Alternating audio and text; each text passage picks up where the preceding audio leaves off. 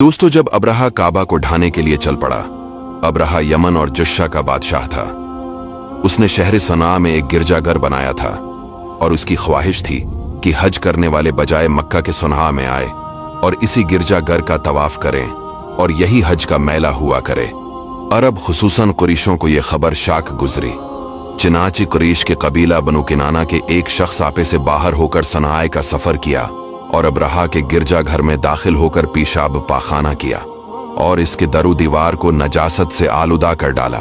इस हरकत पर अब्रहा बादशाह को बहुत तेश आया और इसने काबा को ढाने की कसम खा ली और इस इरादा से अपना लश्कर लेकर रवाना हो गया। इस लश्कर में बहुत से हाथी थे और इनका पेशरो एक बहुत बड़ा को पैकर हाथी था जिसका नाम महमूद था। अब्रहा ने अपनी फौज लेकर मक्का मुकर्रमा पर चढ़ाई कर दी और अहले मक्का के सब जानवरों को अपने कब्जे में ले लिया, जिसमें अब्दुल मुतालिब के ऊंट भी थे। यही अब्दुल मुतालिब जो हमारे नबी सल्लल्लाहु अलैहि वसल्लम के दादा हैं, खाना काबा के मोती और अहले मक्का के सरदार थे। ये अब्रहा के पास आए। अब्रहा ने इनकी बहुत ताजीम की और आने का मकसद पूछा तो आपने फरमाया कि तुम मेरे ऊंटों को मुझसे वापस दे दो। ये सुनकर अब्रहा ने कहा कि मुझे बड़ा ताज्जुब हो रहा है कि मैं तो तुम्हारे काबा को ढाने के लिए फौज लेकर आया हूं, जो तुम्हारा और तुम्हारे बाप दादा का मुकद्दस मकाम है।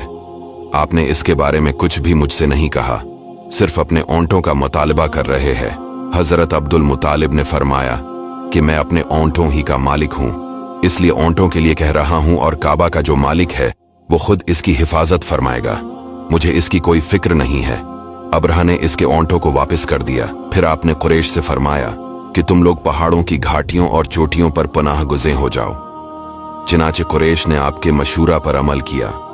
इसके बाद हजरत अब्दुल मुतालिब ने काबा का दरवाजा पकड़कर बारगाहे इलाही में काबा की हिफाजत के लिए खूब रो रो कर दुआ मांगी और दुआ से फारिग होकर आप भी अपनी कौम के साथ पहाड़ की चोटी पर चढ़ गए।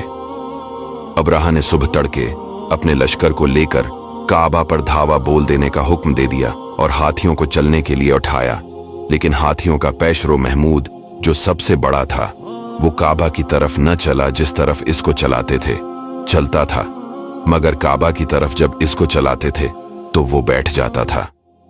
इतने में अल्लाह ताला ने समंदर की जानिब से परंदों का लश्कर भेज दिया और हर परंदे के पास 3 कनकरियां थीं, 2 पंजों में और 1 चोंच में। अबाबिलों के इस लश्कर ने अब्रहा की फौजों पर इस जोर की संगबाजी की कि अब्रहा की फौज बदहवास होकर भागने लगी, मगर कनकरियां गो छोटी छोटी थी, लेकिन वो कहरी इलाही के पत्थर की परंदे जब इन कंकरियों को गिराते तो वो संगरीजे फील्ड सवारों के खुद को तोड़कर सर से निकलकर जिस्म को चीरकर हाथी के बदन को चीरते हुए जमीन पर गिरते थे।